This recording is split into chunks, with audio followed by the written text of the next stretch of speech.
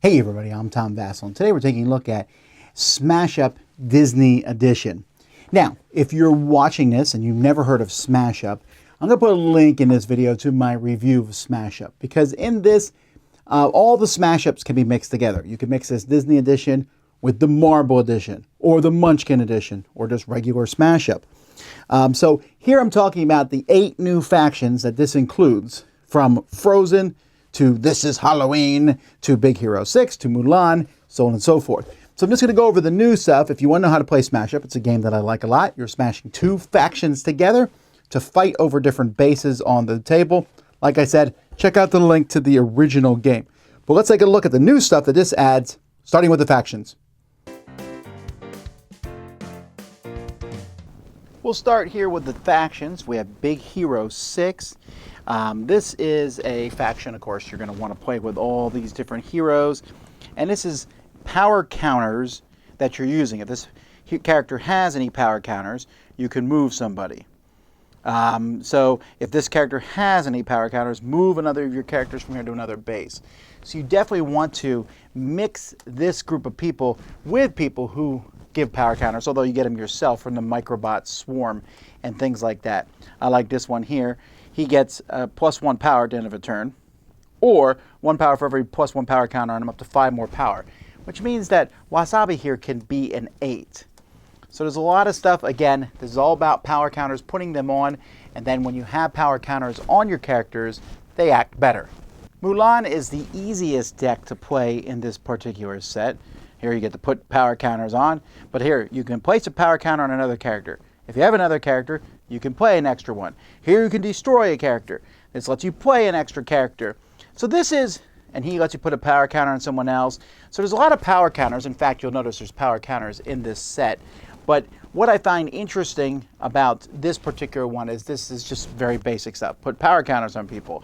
Discard a card to shuffle everyone to power 3 into their owner's deck, which is kind of fun, that avalanche here. Before a base scores, destroy a character to a power less than or equal to one of your characters there. So this is kind of, if you're not sure what to do, if you're first time playing, Mulan is a good set to play with. The Nightmare Before Christmas is all about gift giving here. You're trying to give gifts to other people, or cards that can stick around that come back. So here, if you control a character modifier here, your characters here have +1 power. There is a lot of character modifiers. Ghostly Presence, Jack-o'-lantern in a box, Monster Garland. If you control this character, it's +3 power. Otherwise, it's -2. That's nice. You can put that modifier on anybody. Zombie Duck Toy. So having these character modifiers matters. Oogie Boogie. And by the way, you'll notice a lot of the bad guys in these sets are not characters, but they're actually effects that you play on other people. But after you play a character modifier, you can put a power 1 counter on a character, or you can draw a card. And he also lets you put character modifiers from your discard pile in the hand. Jack Skellington is pretty awesome, and when combined with Sally, who can play character modifiers as extra actions, makes him very useful. So if you like modifying characters, The Nightmare Before Christmas is your jam. Wreck-It Ralph is a racing kind of thing about movement here. So there's a lot of Sugar Rush racers in his deck, and when you play a base modifier, you can move this character to or from that base. And in fact, you'll notice several base modifiers in this one. This is one of my favorite. I'm gonna wreck it. It reduces a base's breakpoint by 3, and his base abilities are canceled to the start of your next turn. Well, that's kind of handy. So also this one, the Mince Eruption, King Candy, the Cart Bakery. Again, you'll notice lots of base modifiers. If you have a character here, draw a card. But then again, you also have, there's Wreck-It Ralph and Fix-It Felix. Here he can play a base modifier as an extra action, or destroy a base modifier. Very handy. Felix can play a base modifier from your discard pile in your hand. Again, this really reminds me of the Jack Skellington stuff we looked at. They're a good combo working together. Have fun trying to play this faction without someone at the table breaking into song. So these cards let you find the other cards. So for example, Kristoff can search your deck to find Anna or Sven. Anna can search your deck to find Elsa or Kristoff. Elsa can search your deck to find, well, she can just play Olaf or Snowgy from your hand or discard pile. Sven lets him move people or search for Kristoff. So you want to get out a bunch of characters pretty fast. Let it go.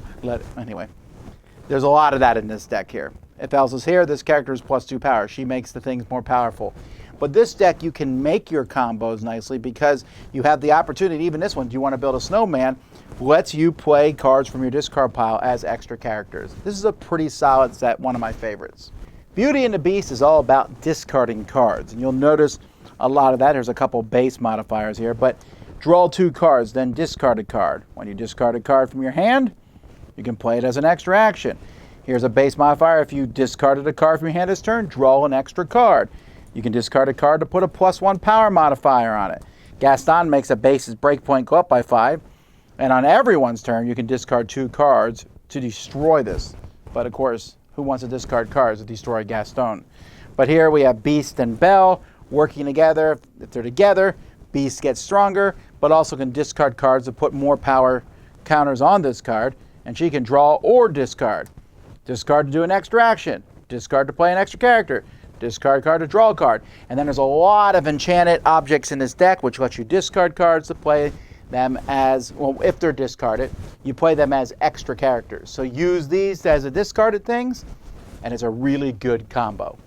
This is my second favorite faction here, the Lion King. And a lot of it has to do with Mufasa. First of all, Mufasa's a 6, one of the most powerful characters in the game, but you want him to be destroyed. Go to the discard pile.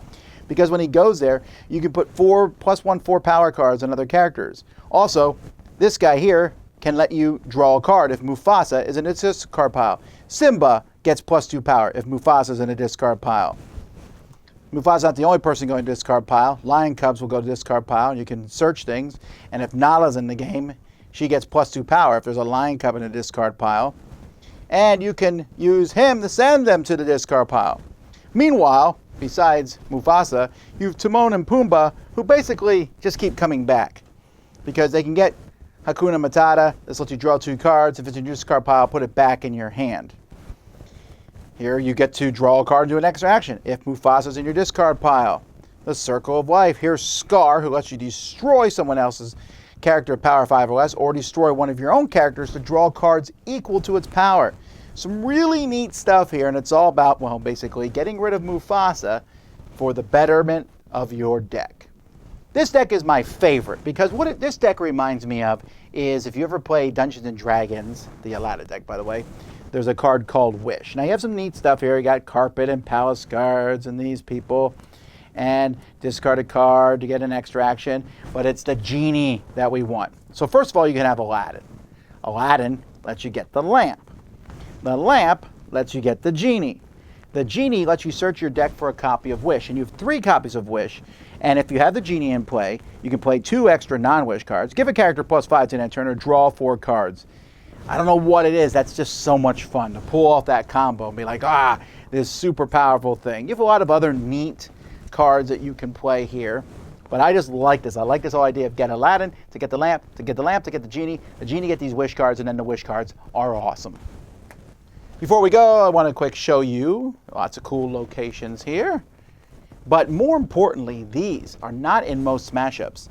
And what these allow you to do is you put a base on it, and you can put the different characters around it. It shows you where each character goes, but it also shows you the base breaking point. So you keep track of how much power is at a base. I had these already made up for my copy of Smash Up because I had some custom ones made because they're that useful. So having these made for this game is good. There's also some nice tokens that you can use. You would think by now with 80 plus factions that they would be running out of ideas, but these are, not only are they really good, but there's some very nice basic stuff in here. None of these are particularly difficult. I mean, I guess maybe the 2 I like the most, the Lion King and Aladdin, have this whole, in the Lion King, you're searching for Mufasa just to get rid of him. And then when you get rid of him, everyone else is more powerful. With Aladdin, you're searching for the lamp to get the genie, and that sort of thing is fun. But the other ones, one where you're discarding a bunch of cards, one with a bunch of base modifiers. And this stuff works really well. Again, you can just mix any 2 decks together and get some fun things. You can have Frozen mixed with the Avengers. You can have Big Hero 6 mixed with the robot faction from Smash Up. And that sort of thing is always a lot of fun.